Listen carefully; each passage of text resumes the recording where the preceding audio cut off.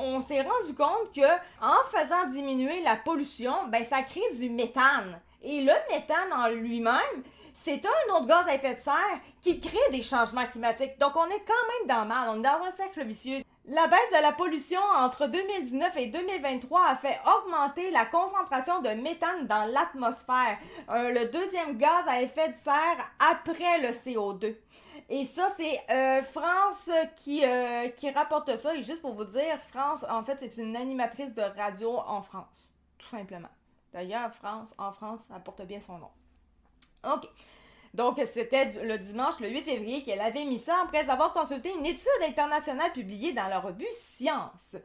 La combinaison de la crise sanitaire mondiale et de phénomènes climatiques extrêmes a profondément modifié l'équilibre de l'atmosphère, pointent les scientifiques. Là, jusqu'à maintenant, on ne sait pas c'est qui est scientifique, on sait rien là-dessus, évidemment.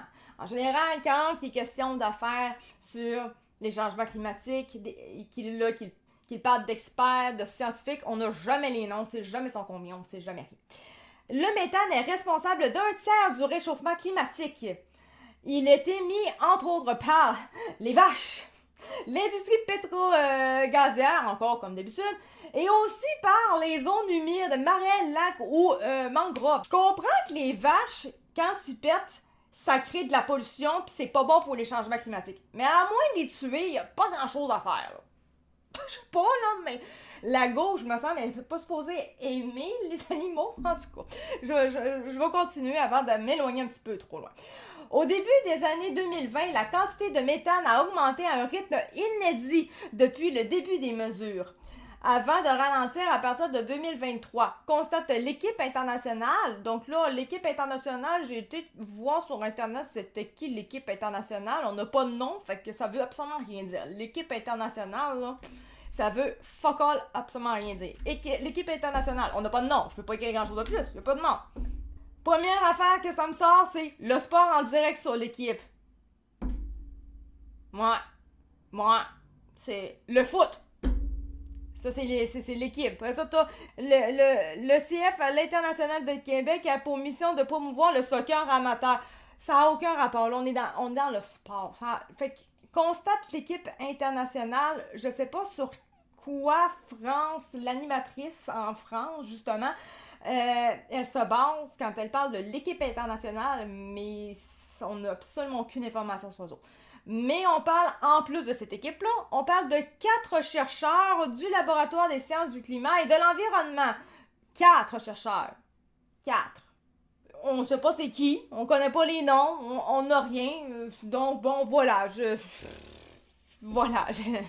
Qu'est-ce qu'il y a à dire? Il n'y a rien à dire, on n'a pas de nom, on n'a rien. Fait que finalement, cette recherche-là, l'étude en soi, se base sur fuck all. Bref. Mais on va continuer quand même parce que c'est quand même très très drôle. Moi, personnellement, je trouve ça très drôle. Il n'y a aucune information valide là-dedans réellement. Il n'y en a aucune. C'est juste fucking drôle. L'étude explique que cette envolée est due notamment à la crise sanitaire, le ralentissement de l'activité mondiale et le confinement des populations ont modifié la chimie de l'atmosphère. Ben c'est vrai que ça, on l'avait dit qu'en tant que tel, ça allait pas être bon de s'isoler comme ça, mais on parlait pas que c'était pour nécessairement l'environnement, c'était surtout pour l'économie. Mais par la suite, on s'est rendu compte que c'était bon pour la pollution, qu'on arrête tout parce que ça faisait diminuer la pollution. Mais là, finalement, on se rend compte que finalement, c'était pas si bon que ça parce que rien faire chez nous, ça crée aussi de la pollution. Bon.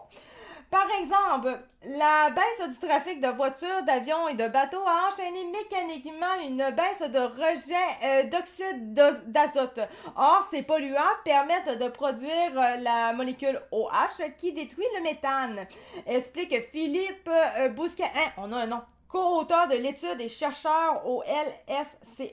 Au micro de France Inter. Ah, ok, il est payé justement pour dire ça. Ok, c'est beau ça. Il est payé pour. Elle rappelle qu'il est difficile d'empêcher les lacs et les marins de rejeter du méthane dans l'atmosphère, mais qu'il existe d'autres leviers rapides et efficaces. Couvrir les décharges ou colmater les fuites sur les pipelines. Donc ça, c'était la petite nouvelle quand même très très drôle que j'avais envie de mettre. Tu sais, il y en a qui dans la vie sont payés pour trouver des problèmes où il n'y en a pas en termes d'LGBT.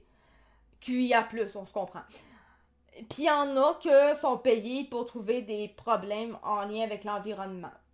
Bref, j'espère que ça vous a fait un petit peu rire quand même. Juste à dire, faut pas prendre ça au sérieux parce que on a juste 4 personnes qui ont fait cette recherche-là dans le laboratoire. On n'a pas personne d'autre, puis l'équipe internationale, de ce qu'on peut comprendre, ça existe même pas. Si ça existe, je me demande vraiment c'est quelle, parce que même Google a pas l'air de comprendre de quoi je parle quand je dis l'équipe internationale, c'est un petit peu trop vague.